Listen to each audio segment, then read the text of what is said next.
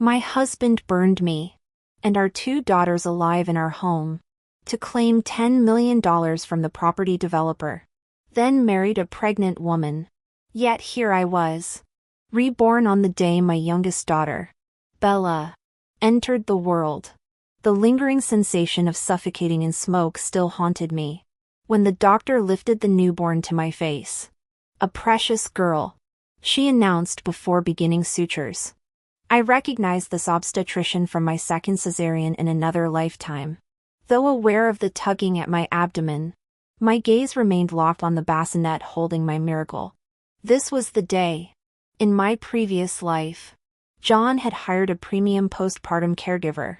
After bringing me home from this very surgery, on the 8th day of recovery when I could barely sit up, he'd instructed that woman to start a fire. Before stealing my phone and locking us inside, he'd activated anti-theft mode on our smart locks through his own device. No entry, no escape. Then he boarded a flight, conveniently away on business. By the time firefighters broke through, authorities could only notify him to collect corpses. His theatrical wails echoed through the neighborhood as hundreds of funeral wreaths flooded our community garden, all part of his performance to seek justice. The act earned him $10 million in compensation plus my parents' inheritance. I'd watched both daughters go limp in my arms before choking on my final breath. 4 days. My ghost wandered these streets until hearing his triumphant whisper before fading, "Mom, the money's ours. I can marry her now. You'll hold your grandson soon." Now, emerging from the delivery room, I faced the Wilson family's welcoming committee. "You've suffered, darling," John choked up, gripping my hand with Oscar-worthy emotion. His mother hovered behind, oozing false concern. "Rest easy, Amy. We'll cherish both girls." "I need sleep," I murmured coldly. They transferred me to VIP recovery. Unaware I was reconstructing timelines behind closed eyes. 7 years of deception, 3 dating, 4 married. How had I ignored Lily's warnings about social climbers? Bedside curtains rustled with hushed voices. "Is she out?" "Completely. C-sections take their toll. TSK. Wasted our money on top surgeons and $1,000 suites for another useless girl. Patience. Mom. The other one's already registered at the maternity hospital." When? A pause. After discharge. Ice flooded my veins. With no evidence, authorities would dismiss me as hysterical. But I'd protect what mattered. 2 hours later, I awoke requesting changes. "Cancel the postpartum nurse. I've booked a confinement center. They'll collect Bella and me in 2 days." John's hand jerked, spilling congee. "But the deposit, better services. Less hassle for you. My treat.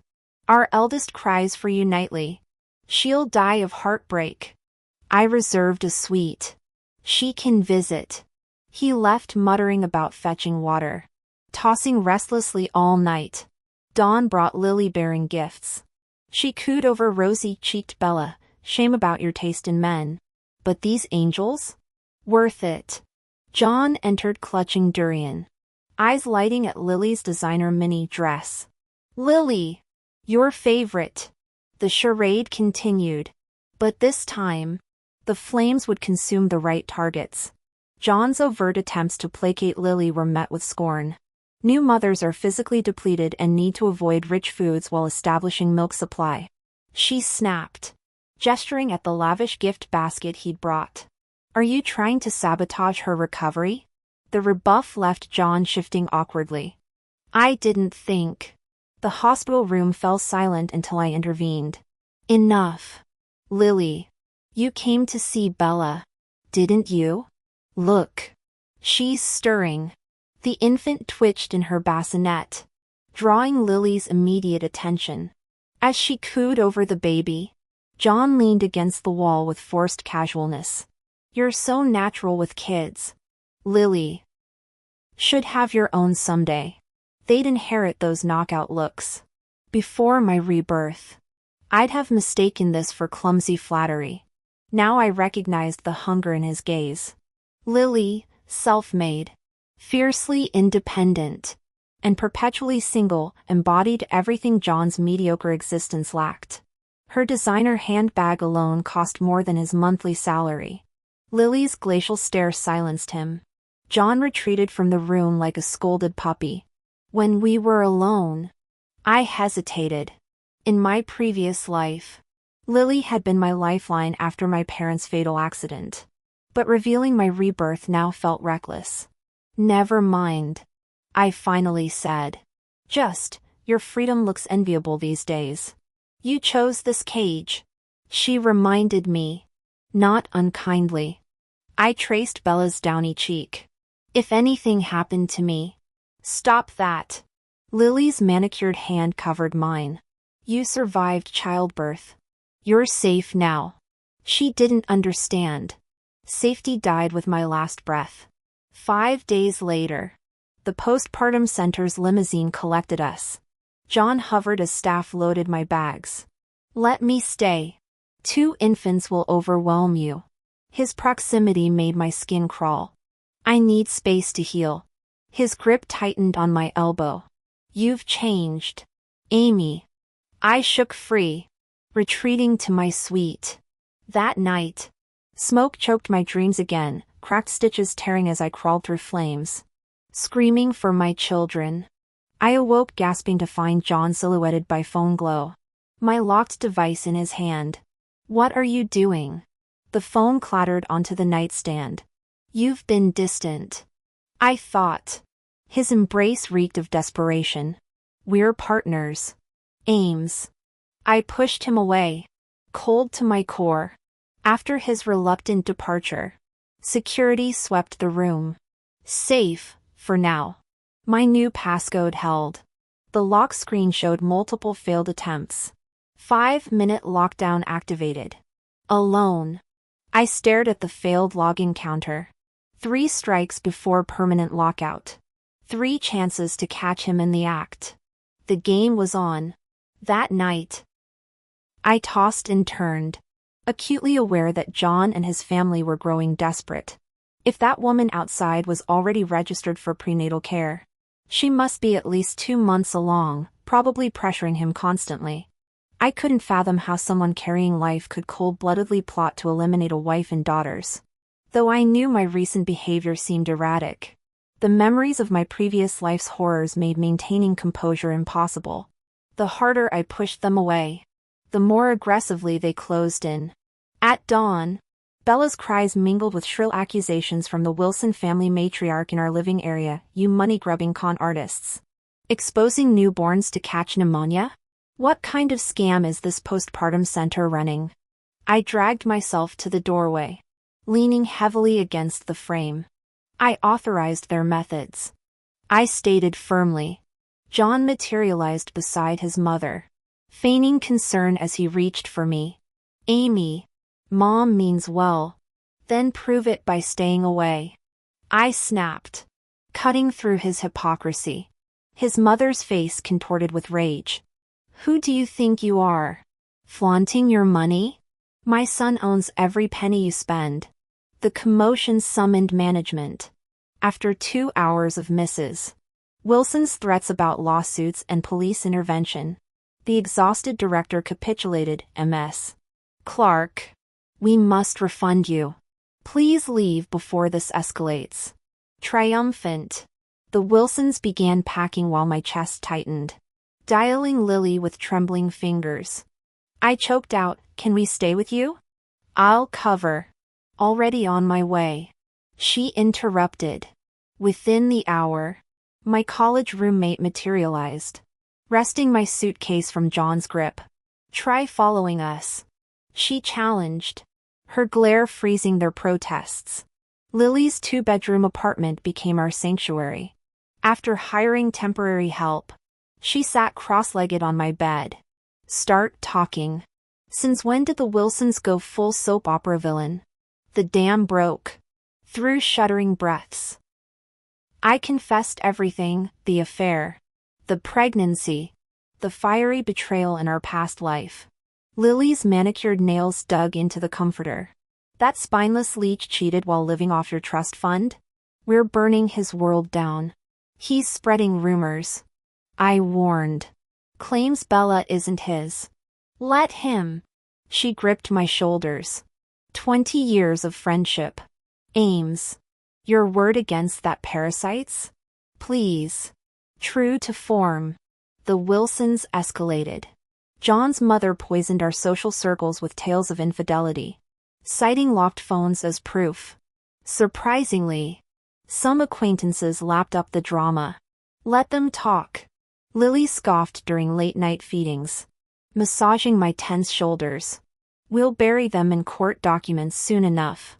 Her fierce loyalty became my anchor, the lifeline keeping me from drowning in memories of flames and shattered glass. These days, my phone overflowed with messages, but I ignored every single one.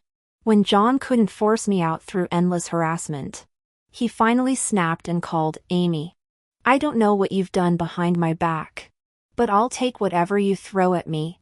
You've always been the golden child while your entire family looked down on us Wilsons.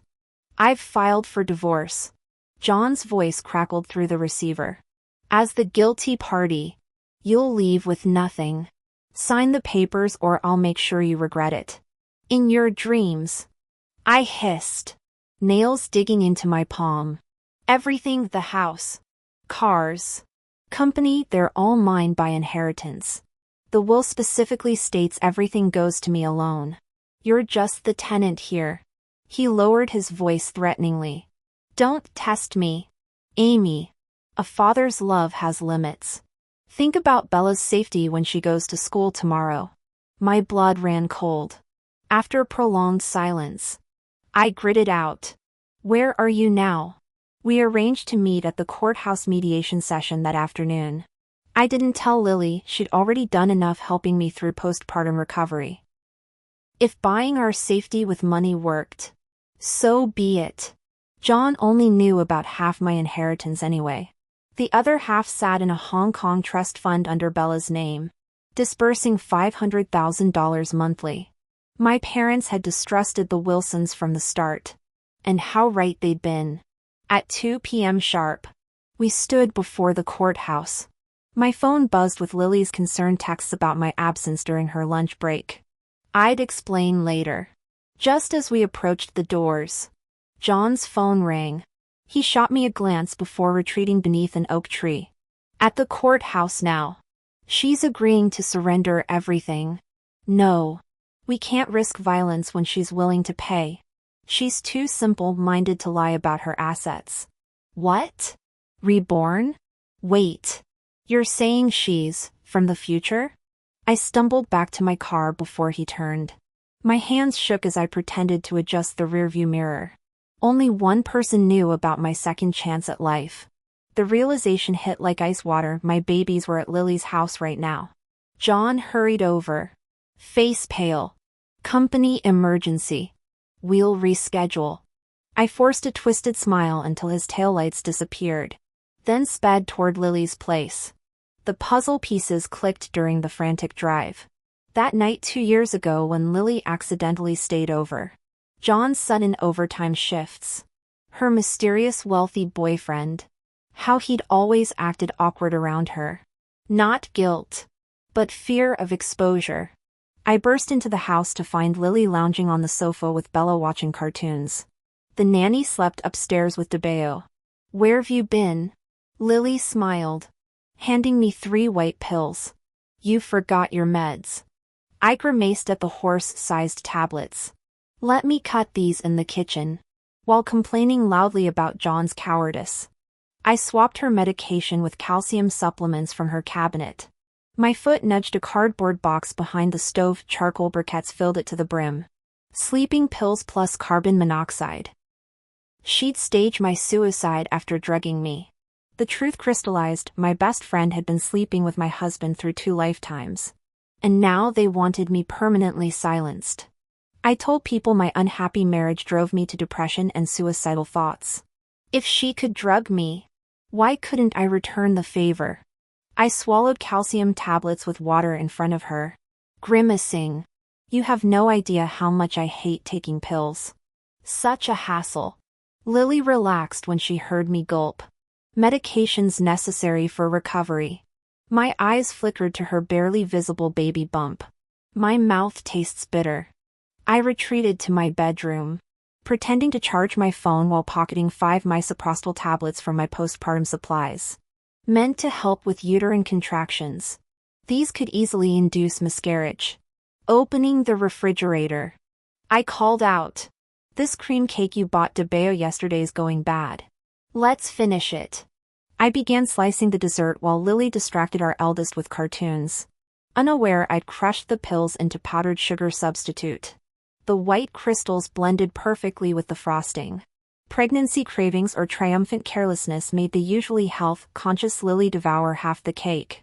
We made small talk bitching about John and his mother. Her acting skills truly Oscar-worthy. 30 minutes later. I feigned exhaustion. Need to nap. Don't you have work? I'll have the housekeeper restock groceries for dinner. Lily said hurriedly. Just sleep. We'll handle everything. The moment I pretended to doze off, she ordered the nanny to put Bella in her crib and rushed to the store. I waited until Lily's footsteps retreated from the kitchen before sprinting to turn off the gas stove. The charcoal briquettes glowed orange but hadn't ignited yet.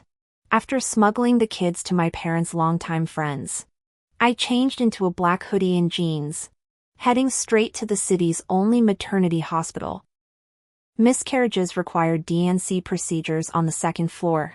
Outside room 214, Lily's shrill voice carried through the door. Nobody home? Useless idiot. I told you to watch the house. She was screaming at John. I don't care about your excuses. She's onto us now, fix this or never see your son. At the nurse's station, I showed my friend's hospitalized. Could you share her condition? The overworked nurse glanced at the photo. Miss Green's having a spontaneous abortion. 3 months along, these things happen. No mention of drug-induced miscarriage. Perfect. John called next morning as I holed up in a hotel. Let's talk divorce publicly. I just want the money. I agreed to meet. This toxic game needed ending. John Wilson had indeed arranged to meet me in the restaurant lobby. Though sparsely populated, its proximity to the main road offered easy escape routes. When I arrived, he and his mother were already seated. I took the chair across from them, forcing a bitter smile. Let's hear your demands. His mother bristled, lips tightening, but John raised his hand. I know I've wronged you, Amy, but you must believe I never wanted things to go this far. The circumstances forced my hand. His mother muttered under her breath. That venomous harlot wouldn't have darkened our doorstep if not for the baby. Mother! John's sharp rebuke carried unexpected protectiveness toward Lily Green. Clearly, her manipulations had sunk deeper claws than I'd anticipated. Your family standards seem remarkably flexible, I remarked coldly. Wealthy beauties who obey every command and pop out sons, or face elimination. How convenient. John pushed a glass toward me with feigned concern. Let's be reasonable. Your parents' secret inheritance, technically concealed marital assets. Hand over everything we jointly own, and Lily will stop harassing you. We'll all move on. My fingers twitched with the visceral urge to slap his sanctimonious face. We loved each other once. He continued, theatrically rubbing his eyes. Shouldn't we release each other from this misery? I toyed with my phone. Buying time.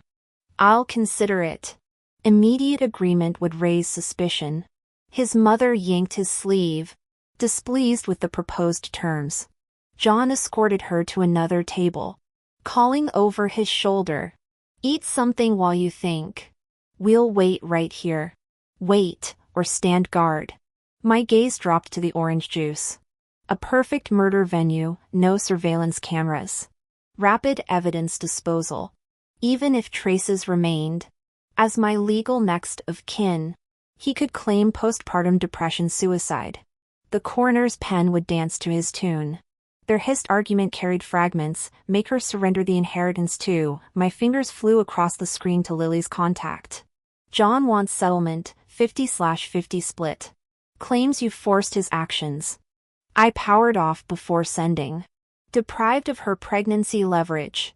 Lily's grip was slipping. The shrill ringtone erupted moments later. John scrambled outside to placate her.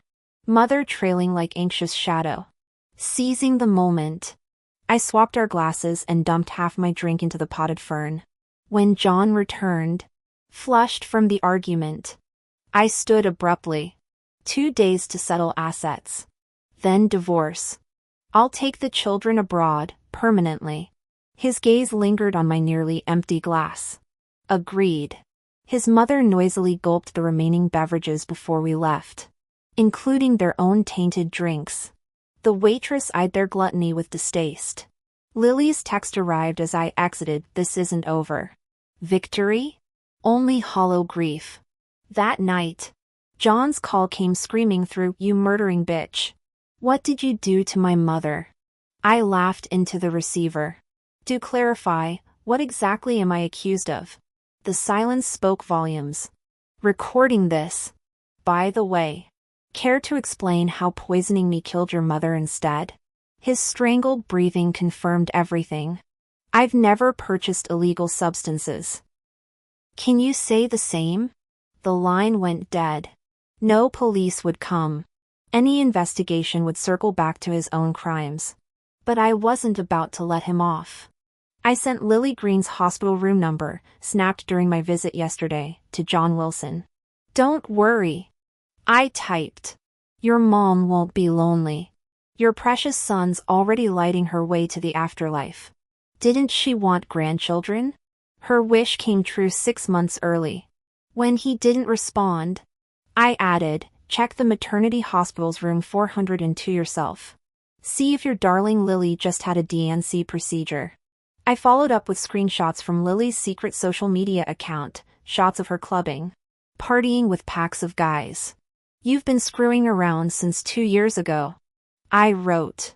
"But did you ever notice all the pretty boys orbiting her? Wonder why she miscarried without telling you? Whose kid was it really? Face it, you're just her ATM." Pathetic. Half-truths. Full lies, it didn't matter. Grief-stricken John, freshly motherless, would bite. And oh, how he bit. Changing into yesterday's disguise, I returned to the hospital just as SWAT vehicles screeched into the parking lot. Chaos erupted, screams, fleeing crowds, shouts about a man hacking a post-abortion patient half to death. Paramedics wheeled a blood-drenched Lily into emergency surgery while officers dragged away a wild-eyed John. The young nurse from before recognized me. "Can I see my friend?" I asked, playing distraught. "Depends if she survives," she muttered. Spoiler, she didn't. Using forged texts proving our best friendship, I slipped into Lily's final moments. Her tear-streaked face twisted when she saw me. Between ragged breaths, she spilled 2 decades of bitter envy, how my trust fund life made her claw for designer knockoffs and predatory loans. How seducing John was never about love, just a shortcut to drain my accounts. Even dying, she believed my only advantage was being born lucky. At dawn, I checked on my daughters sleeping peacefully at their grandparents'. Their worried glances asked unspoken questions, but they knew better than to probe. John got the needle 6 months later, premeditated murder. Matricide. Public rampage. I skipped the execution, same as he'd ignored our deathbed pleas in that previous life. These days, I'm content raising my girls. Let the world burn, I've already walked through hell.